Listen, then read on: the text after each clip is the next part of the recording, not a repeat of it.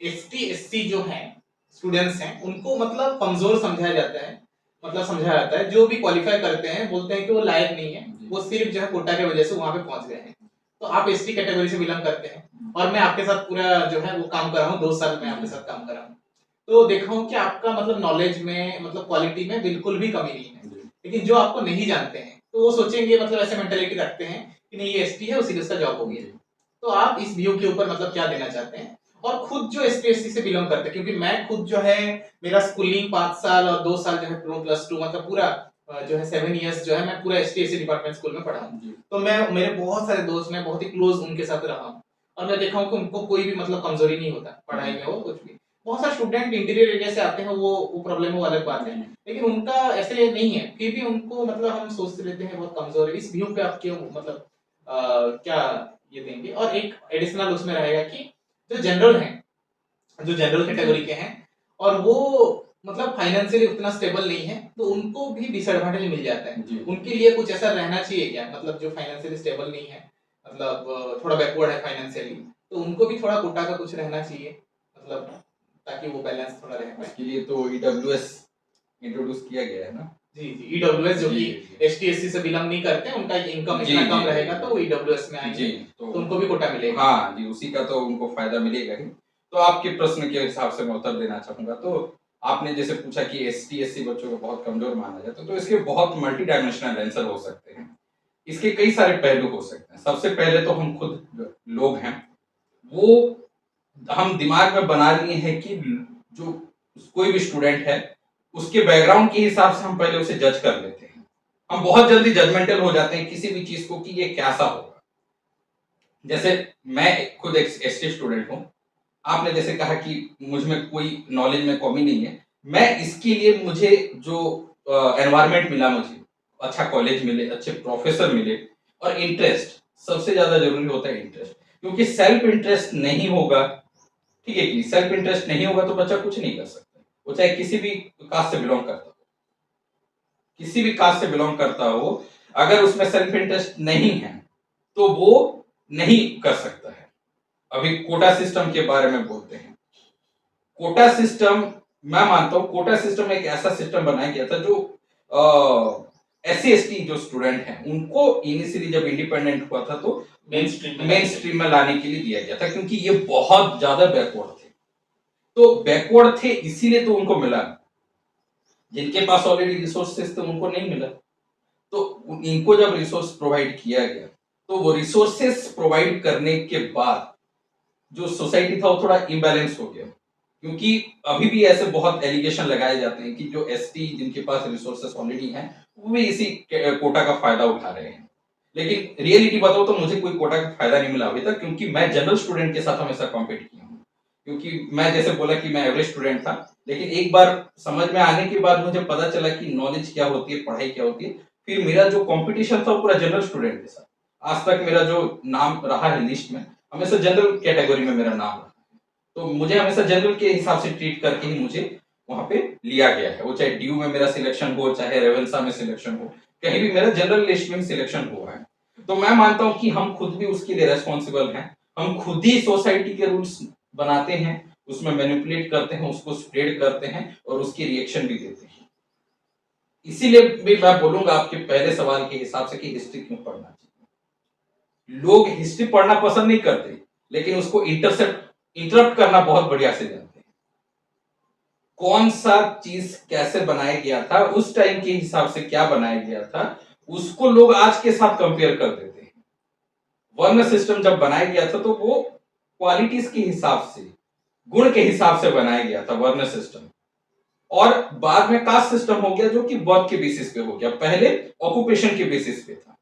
अभी वो caste system और वर्ण सिस्टम के डिफरेंस को लोग समझ नहीं पाते।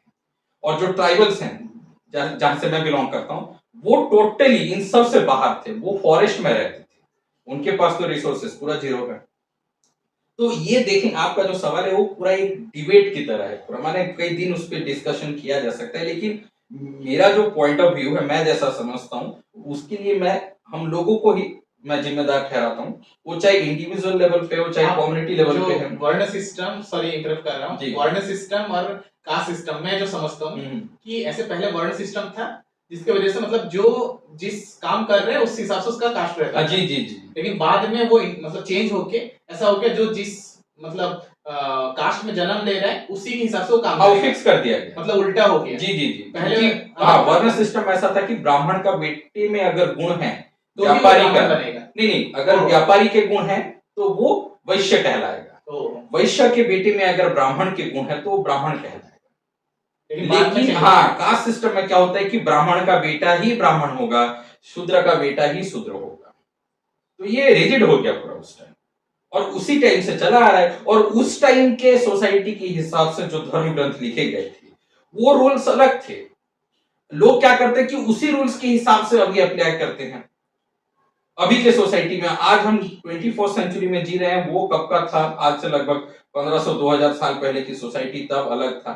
उन दोनों को कंपेयर करते हैं, माने this is all because of the lack of education. मैं मानता हूं ये जो जितने भी भसड़ मची हुई है लोगों के अंदर कि कास्ट सिस्टम, ये जो कोटा वगैरह जो लोग भड़ास निकालते रहते हैं, जो भी, ये मैं मानता हूं ये पूरा क्लियर कट नॉलेज पहले लो।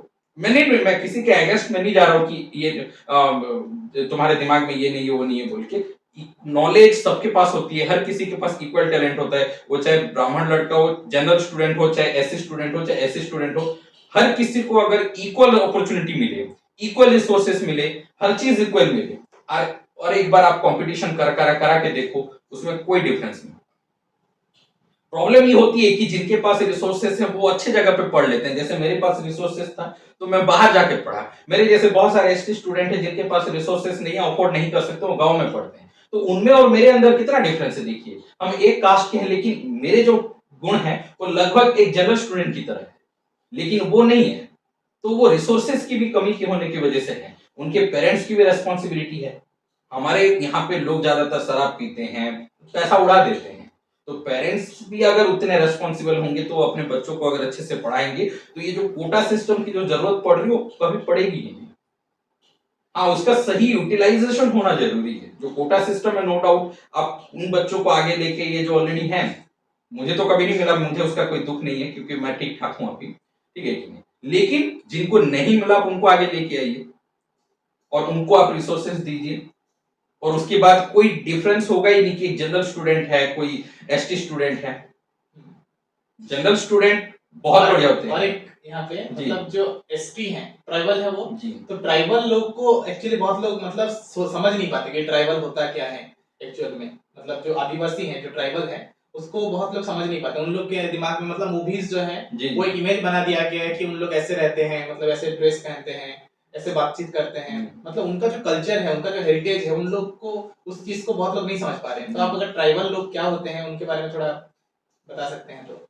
देखिए, मुझे जितना समझ है, ट्राइबल लोग वो हैं जो इंडिया के रियल इनहेबिटेंट्स हैं, आदिवासी। हाँ, आदिवासी भी जो रहते हैं, सबसे पहले जो लोग थे उन्हीं को, जो जंगल में रहते थे, क्योंकि इंडिया पहले इतना सिविलाइज नहीं था।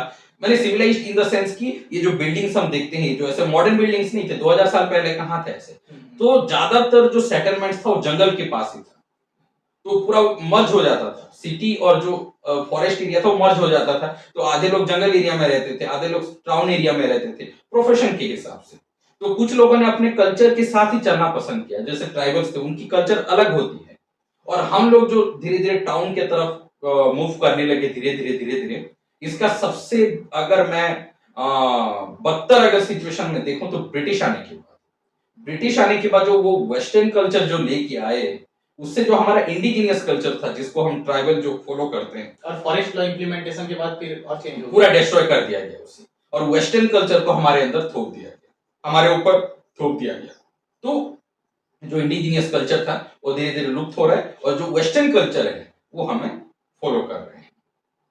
तो यहाँ पे रिसोर्सेस, यहाँ पे मैं बोला ना आपको कि ये जो आपने जो सवाल पूछा था जो कोटा के ऊपर, जो स्टूडेंट, मैं इसमें कभी बोलना पसंद नहीं करता हूँ, लेकिन फिर भी मैं अपना व्यू पॉइंट जो दिया हूँ, ये भी सही नहीं हो सकता है मे बी, लेकिन मैं ऐसा मानता हूँ कि रिसोर्सेस अगर सही प्रोवाइड किया जाए, क्योंकि ये इसी बात पे तो कोटा दिया गया ना कि रिसोर्सेस उनके पास नहीं था, तो it was an opportunity given to them by which they can access the resources, ठीक है कि नहीं। ताकि वो मेन स्ट्रीम में आ सके। तो बेस फाउंडेशन तो रिसोर्सेस ही था, आप रिसोर्सेस प्रोवाइड करो, उसके बाद एक टाइम ऐसा आएगा कि कोटा की जरूरत ही नहीं पड़ेगी।